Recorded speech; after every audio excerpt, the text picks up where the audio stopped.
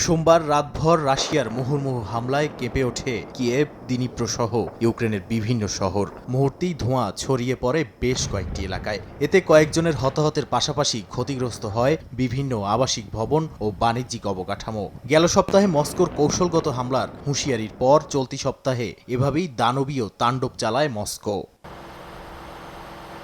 রাশিয়ার তেল রপ্তানি ও যুদ্ধের অর্থায়নে আঘাত হানতে এবার ভিন্ন কৌশল নিল ইউরোপ। আটলান্টিকে রুশ শ্যাডো ফ্লিট সংশ্লিষ্ট সন্দেহে ট্যাগর নামের একটি তেলবাহী ট্যাঙ্কার আটক করেছে ফরাসি নৌবাহিনী। ফরাসি প্রেসিডেন্ট ইমানুয়েল ম্যাখোর হুঁশিয়ারি, আন্তর্জাতিক নিষেধাজ্ঞা এড়িয়ে ক্রেমলিনের এই অর্থের উৎস কোনোভাবেই চলতে দেওয়া হবে না। জাহাজটি ভুয়া পতাকা ব্যবহার করে চলাচল করছিল বলে দাবি ফরাসি কর্তৃপক্ষের।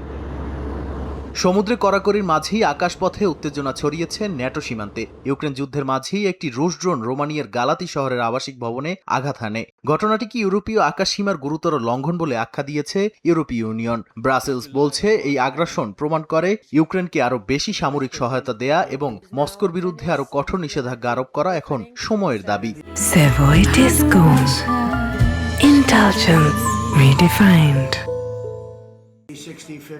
ন্যাটো সদস্য রাষ্ট্রের ভূখণ্ডে রুশ ড্রোন আঘাত হানার পরও এ নিয়ে রহস্যজনকভাবে নীরব মার্কিন প্রেসিডেন্ট ডোনাল্ড ট্রাম্প। হোয়াইট হাউসের এই নীরবতা পশ্চিমা কূটনৈতিক মহলে নতুন বিতর্কের জন্ম দিয়েছে। বিশ্লেষকদের একাংশের দাবি, ট্রাম্পকে প্রায়ই ন্যাটোর ভূমিকা নিয়ে কঠোর সমালোচনা করতে দেখা গেলেও রাশিয়ার এমন উস্কানিমূলক কর্মকাণ্ডের ক্ষেত্রে সেই একই কঠোরতা দেখা যাচ্ছে না তার কণ্ঠে।